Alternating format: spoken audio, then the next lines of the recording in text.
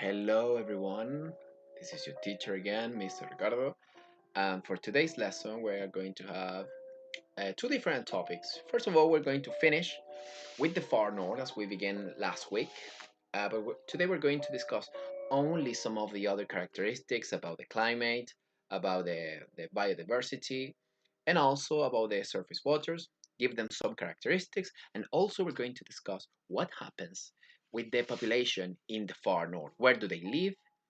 And in which places are better for the people to live in the far north. Also, we're going to discuss the near north. We're going to discuss some of the physical and also the relief climate, biodiversity, and surface waters, all those characteristics related to the near north. And we're going to realize that is far more different than we think when we discuss these two different regions.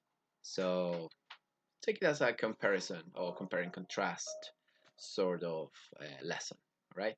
So before we begin, pay attention because we're going to see the glossary for this first part of the class. We're going to have two parts with the glossary, all right? So pay attention and let's see it now. Ok chicos, aquí tenemos parte del glossary que vamos a trabajar para esta clase.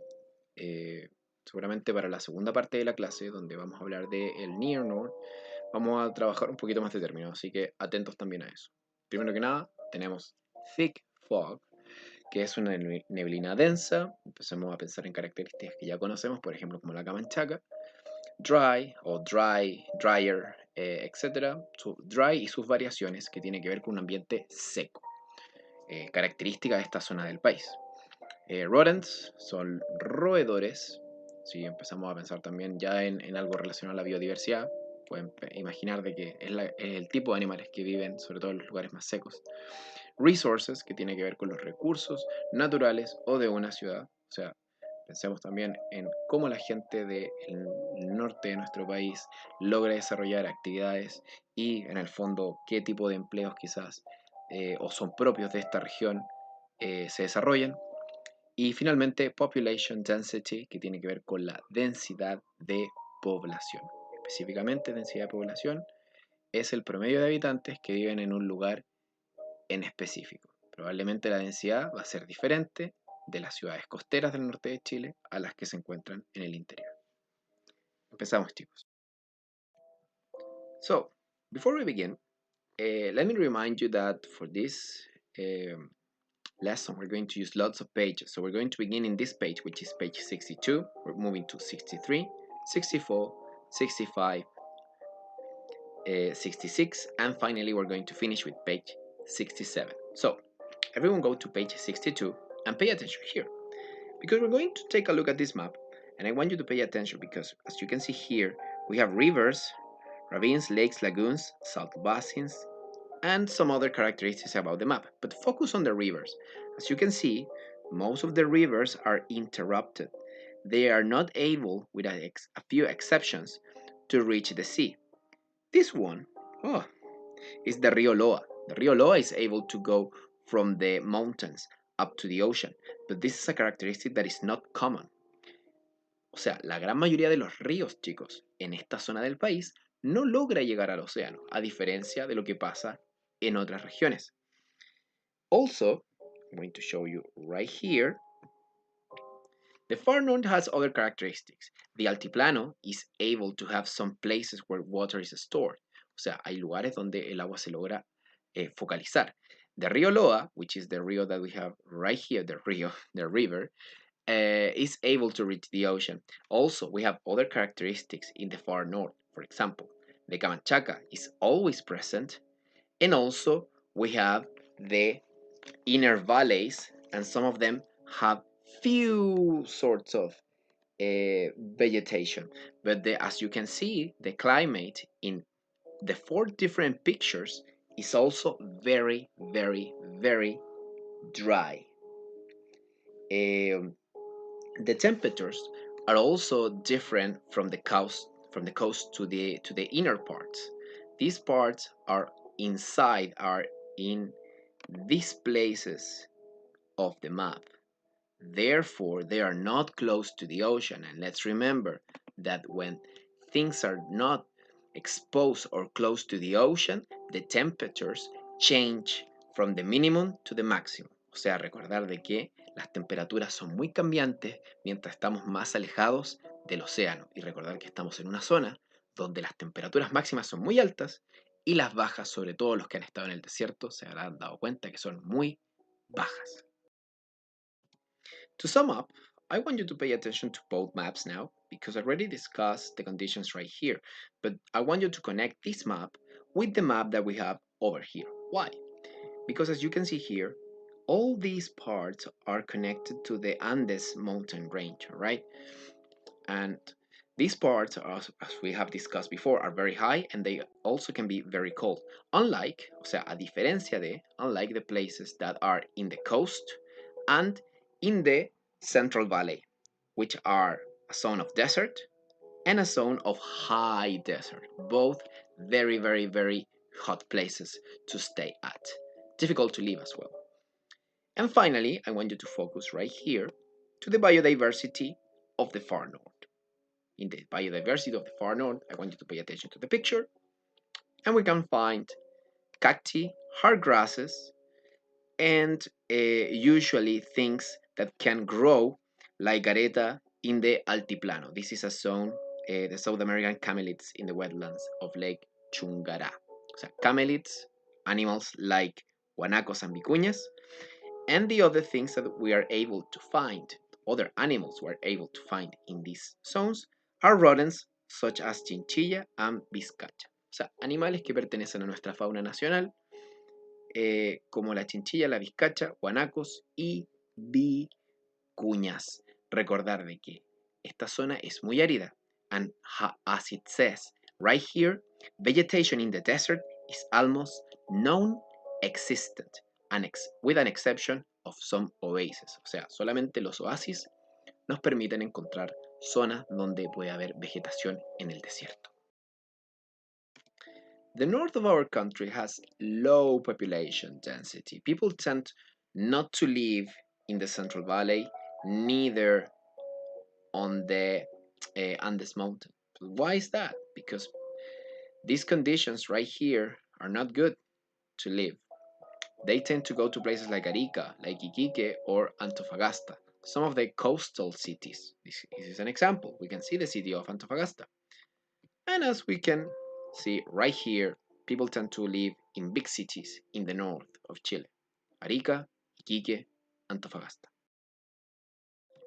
Now, even though cities that are part of the inner part of the country have rough conditions, o sea, es más difícil vivir ahí, people also tend to go there for different reasons. For example, in the city of Calama, people go because of the mining activities, o sea, por la minería. As we can see right here, San Pedro de Atacama, in the interior of the city of Calama. We can have other looks of this, because for example, here we also see the city of Calama, which is right there in the northern region. People live here, but not as big in numbers as in the coastal cities. We can find other places in the inner cities, like the town of Huara, and also some people live in oases, for example, in the city right here of Pica and Chui. Finally, also people tend to live in small livestock communities, o sea, comunidades donde ellos viven del ganado, viven de sus animales, from agriculture, as we have discussed this before in the past years. Cities like Isulga and Parinacota can be found where people live through these conditions. Also, these two cities are not in the inner part of the country. These two cities are closer to the Andes Mountains because they are where these cities are in the altiplano. So basically, what do we need to know about the far north in terms of climate, relief, etc.? is first of all that the rivers don't flow to the ocean. Most of them stop before that, and with a few exceptions. The climate is very dry, is extremely hot. We find few places where there are cold temperatures, especially in the Altiplano or Los Andes Mountains, and in the coast where we can find the Camanchaca, right? And also, what do we know about biodiversity in the far north? That usually we are unable to find many different types of vegetation, while we're able to find hard grass and also cacti. And the animals are mostly rodents and other animals like alpacas and llamas. Okay, so for the second part, we're going to watch a small video and then we move forward. So before we move on, let's have a small look at some of the places we already know from the far north. We're going to discover that the near north is different, but at the same time, sometimes similar. Vegetation, weather conditions, they also change, but they don't change as much as we think. So let's say hello to the near north.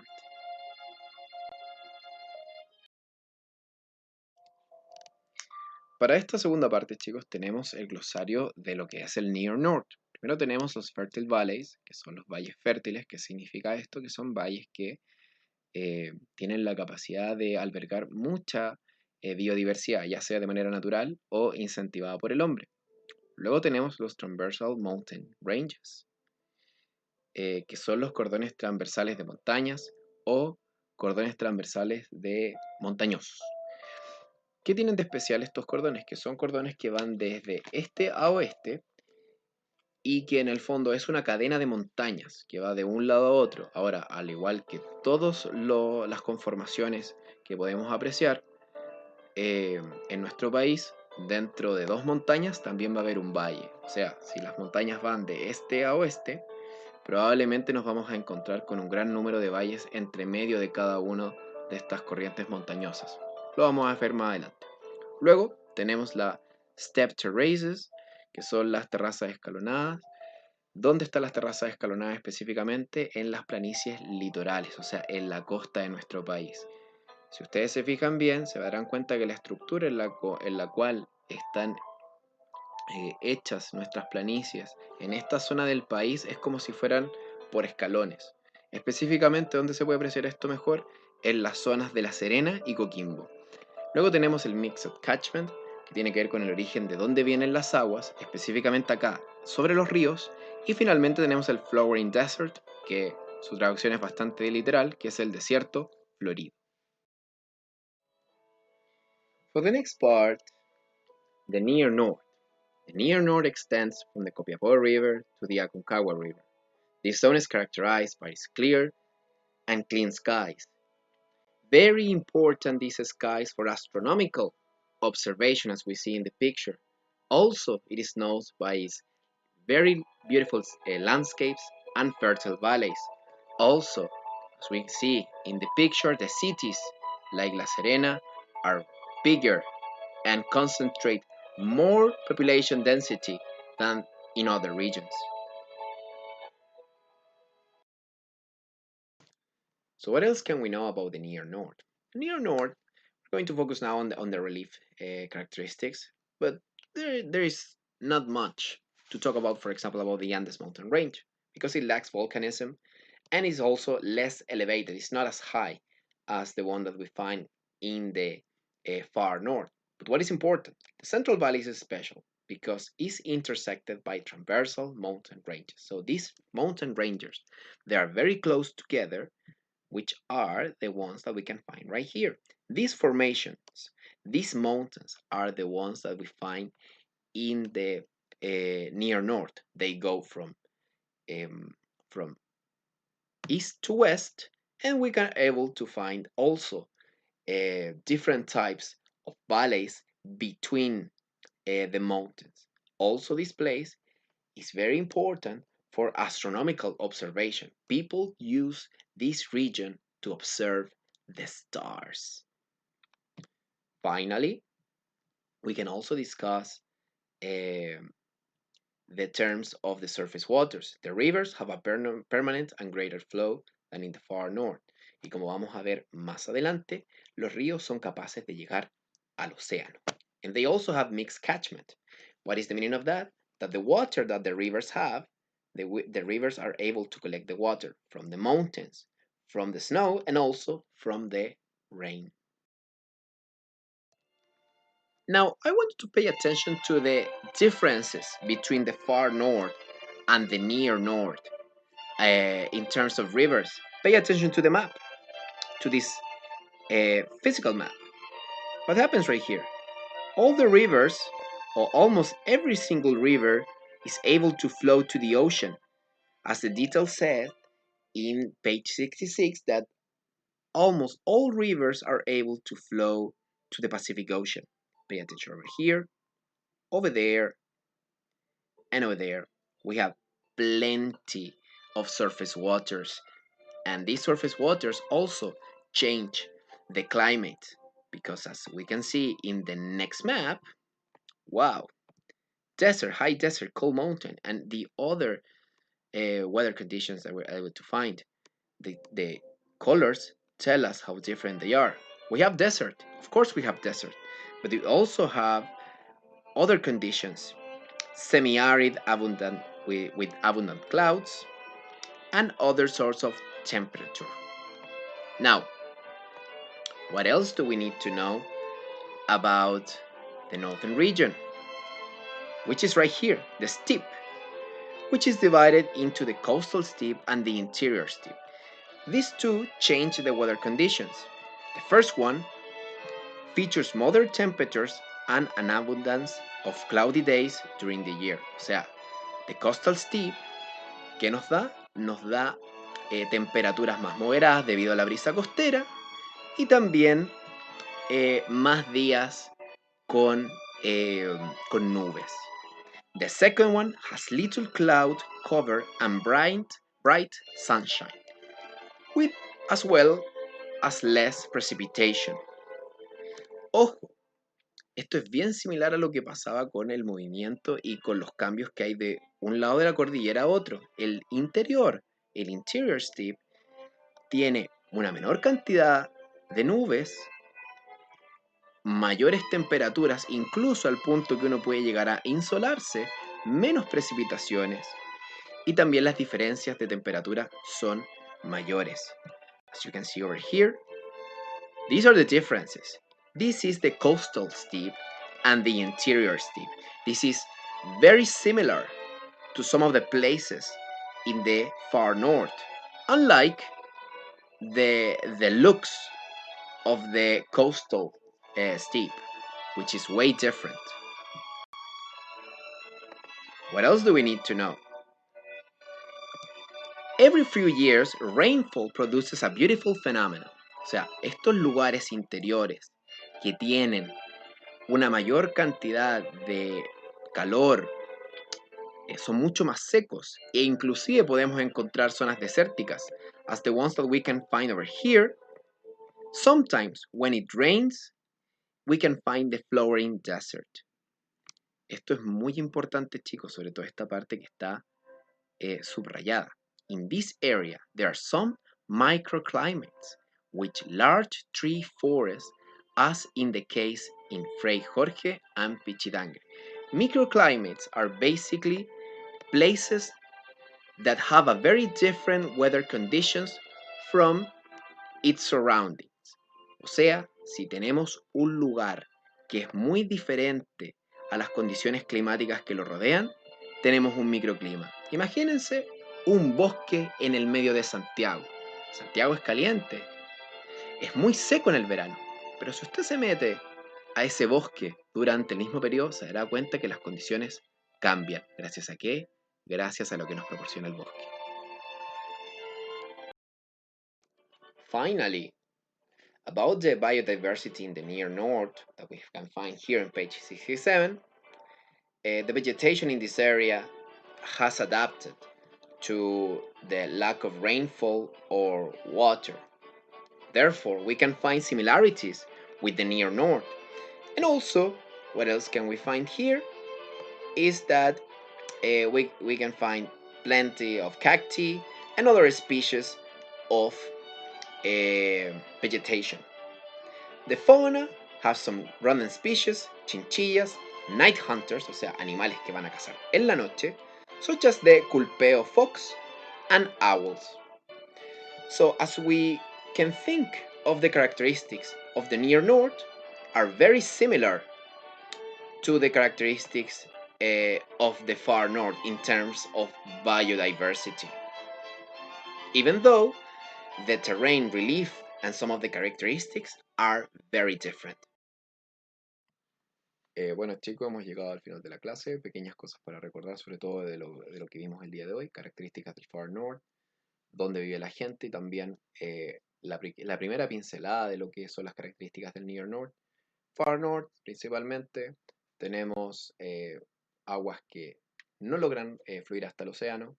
También tenemos un desierto que es extremadamente hostil en términos de temperaturas. Tenemos ciertos sectores del Far North donde sí se logra recolectar agua, específicamente en lo que es el altiplano. Y la biodiversidad que es bien limitada en ese sentido. Cactus, otros tipos de lo que es pasto bastante duro, y animales como las alpacas, las llamas y también algunos roedores en el norte de Chile. ¿Dónde se concentra la gente? Recordar que la gente tiende a concentrarse en los sectores costeros. Algunas ciudades, por ejemplo, afectadas por lo que son la minería, como lo que es Calama, y la gente se concentra ahí, pero estos son excepciones. También otra gente tiende a vivir en el altiplano, pero también son pueblos pequeños. Eso es lo que tiene que ver con lo que es el Far North. Y en términos del Near North, descubrimos de que tenemos una cadena de montañas que está en la depresión intermedia, que va desde este a oeste, y también que hay condiciones climáticas en algunos sectores del Near North que son muy similares a las del Far North, así como también hay sectores donde en el fondo hay una mayor cantidad de precipitaciones, fenómenos naturales y de condiciones climáticas distintas a las que vemos más al norte del país. Ok chicos, yo los dejo. Espero que tengan una muy buena semana. Atentos a las instrucciones del proyecto que vamos a realizar la próxima semana. Ese es un proyecto con nota. Y los espero para la próxima clase la semana que viene. Que tengan un muy buen fin de semana y descansen.